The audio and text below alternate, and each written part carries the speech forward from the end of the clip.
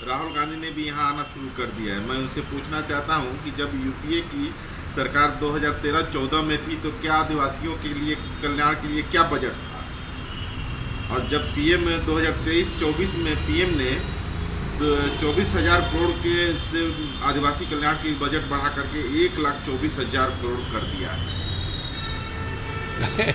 अमित शाह जी इस तरह से बोल रहे हैं कि जब चुनाव आता है तो कांग्रेस पार्टी नया कपड़ा पहन करके पहुंच जाती है। तो क्या पुराना कपड़ा पहन के जाते हैं या कपड़ा खोल करके जाते हैं? चुनाव के समय सब पार्टियों का अधिकार है, सारी पार्टियां जाती हैं। आप भी जो है लगातार चुनाव आज़ादी के बाद से लड़ते रहे हैं, हर चुनाव में आपकी भी वही भूमिका रही है। और जहाँ तक आदिवासियों के कल्याण की बात है, वो पूरा का पूरा इलाका आपने मैंने अदानी अंबानी को सौंप दिया है। आज देख लीजिए झारखंड में क्या स्थिति है, छत्तीसगढ़ में क्या स्थिति है। लगता है कि जैसे पुराने ज़माने में बड़ा चेचक होता था और चेहरे पर दाग हो जाता था, उसी तरह से पूरा जो कोयला क्षेत्र है, आदिवासी क्षेत्र है, वहाँ यही स्थिति है। मैंने आपने एक से एक बांध के नाम पर मेधा पाटकर का आंदोलन हम लोगों ने देखा है। तो इसलिए ये सब जो बेचैनी है इन लोगों की, उस बेचैनी में इस तरह की बात कर रहे हैं।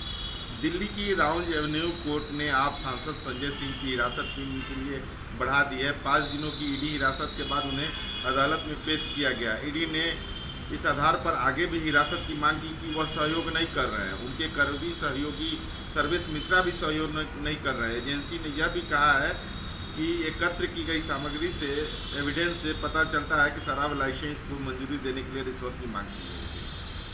अब पता नहीं कैसे पता चलता है कि रिश्वत की मांग की गई।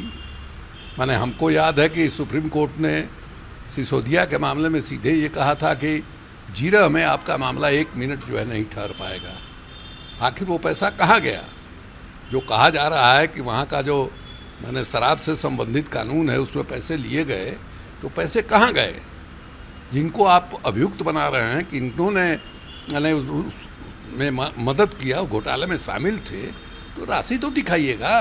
तो उसमें जो इन्होंने हासिल किया है वो कहाँ है? वो कहीं दिखाई नहीं दे रहा है। और आप जो है झूठा एक आरोप लगा करके सबको बंद किए हुए हैं। कानून जो है इस तरह का बना है, ईडी का कानून जो है, मैंने जिन जज साहब ने रिटायर होना था उस दिन जो है ईडी के कानून को और सशक्त बना करके, मजबूत बना करके, प्रशासन के हाथ में अधिक अधिकार दे करके और दूसरा पक्ष जो है उसका अधिकार छीन करके आपने कानून ऐसा बना दिया है, और उसी दायरे में न्यायालय को काम करना पड़ता है।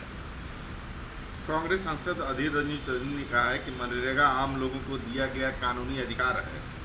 कांग्रेस के समय में यह काम करने के अधिकार की तरह था। बंगाल में आम लोग मनरेगा से वंचित है क्योंकि यहाँ काम नहीं हो रहा है। उन्होंने ममता सरकार पर भी हमला बोल दिया। तो सही बात है। आप देखिए कि अभिषेक बनर्जी जो है, वो जो दिल्ली में उन लोगों ने धरना दिया, मनरेगा का जो बकाया है उसको मैंने उसको दिया जाए इसके लिए, और गवर्नर हाउस के सामने जो है लगातार इन लोगों ने धरना दिया।